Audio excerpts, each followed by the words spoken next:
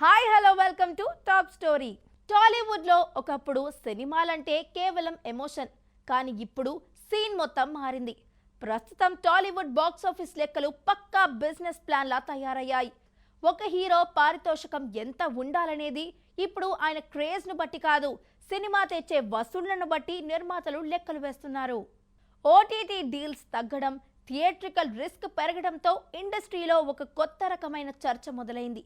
ప్రభాస్, మహేష్ బాబు, ఎన్టీఆర్, రామ్ చరణ్, అల్లు అర్జున్ ఈ ఐదుగురు తప్ప మిగిలిన హీరోలందరూ తమ రెమ్యూనరేషన్ తగ్గించుకోవాల్సిన పరిస్థితి కనిపిస్తోంది. ఈ బిగ్ 5 హీరోలకు ఉన్న ప్రధాన బలం పాన్ ఇండియా మార్కెట్. RRR తర్వాత ఎన్టీఆర్, రామ్ చరణ్ రేంజ్ మారిపోయింది. పుష్ప 2తో అల్లు అర్జున్ హిందీ బెల్ట్ లో సెన్సేషనల్ క్రియేట్ చేయగా, బాహుబలి, కల్కి లాంటి సినిమాలతో ప్రభాస్ 1000 కోట్ల క్లబ్ లో పాగా వేశారు. ఇక రాజమౌళి సినిమాతో మహేష్ గ్లోబల్ మార్కెట్ మీద కన్నేశారు. వీళ్ళ సినిమాలకు రిలీజ్ కు ముందే డిజిటల్, శాటిలైట్ రూపంలో భారీ లాభాలు వస్తాయి. కాబట్టి వీళ్ళ రెమ్యూనరేషన్ ఎంత ఉన్నా నిర్మాతలకు అది భారం కావడం లేదు.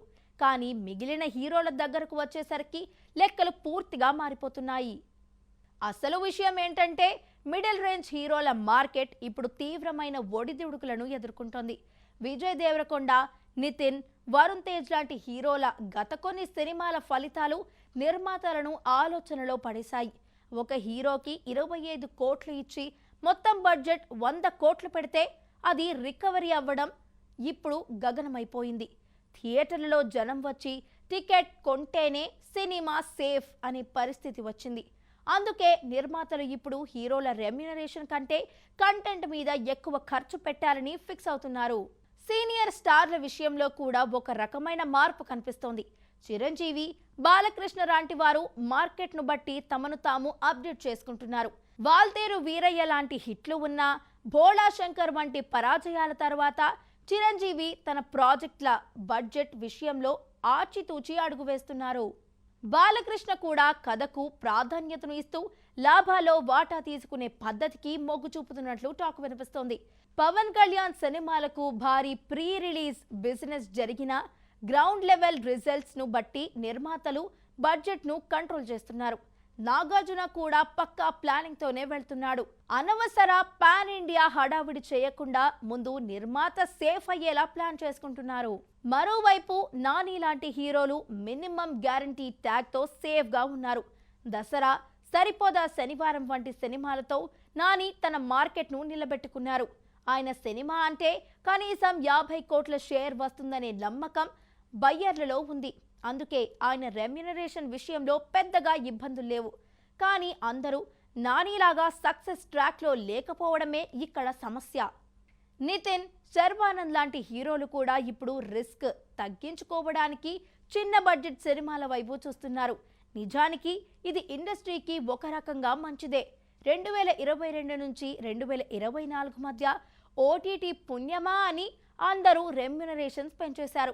ఇప్పుడు ఓటీటీ సంస్థలు కూడా కంటెంట్ క్వాలిటీ ఉంటేనే కొంటున్నారు. దీనివల్ల హీరోలు కూడా కేవలం రెమ్యూనరేషన్ మీద కాకుండా స్క్రిప్ట్ సెలెక్షన్ మీద దృష్టి పెడుతున్నారు. బలగం, మ్యాడ్, కోర్టు లాంటి చిన్న సినిమాలు భారీ లాభాలు తీసుకురావడంతో నిర్మాతలు ఇప్పుడు తక్కువ బడ్జెట్లో మంచి కథల కోసం వెతుకుతున్నారు. స్టార్ హీరోల పాన్ ఇండియా ప్రాజెక్టులు ఒకవైపు, చిన్న బడ్జెట్ సినిమాలు మరోవైపు అన్నట్లుగా మార్కెట్ విడిపోయింది. ఫైనల్ గా రెమ్యూనరేషన్ తగ్గించుకోవడం అనేది హీరోల క్రేజ్ డ్యామేజ్ అయ్యేదేమీ కాదు. పరిస్థితులు ఇలా ఉన్నప్పుడు అది బిజినెస్ లో ఒక భాగం మాత్రమే. ప్రొడ్యూసర్ సేఫ్ గా ఉంటేనే ఇండస్ట్రీ బాగుంటుంది. బిగ్ 5 స్టార్స్ తమకంటూ ఒక ప్రత్యేకమైన మార్కెట్ ను సృష్టించుకున్నారు. మిగిలిన వారు కూడా కంటెంట్ తో నానిలాగా బయ్యర్లలో నమ్మకాన్ని కలిగించాలి. అప్పుడు మాత్రమే 100 కోట్ల బడ్జెట్ అనేది భయం కాకుండా ఒక అవకాశంగా మారుతుంది. మరి మన స్టార్స్ ఏ విధంగా అడుగులు వేస్తారో చూడాలి. సో చూసారు కదండి, ఇది ఇవాల్టి టాప్ స్టోరీ. మరో ఇంట్రెస్టింగ్ అండ్ క్రేజీ ఎపిసోడ్ తో మళ్ళీ కలుద్దాం. అంతవరకు చూస్తూనే ఉండండి మహామాక్స్.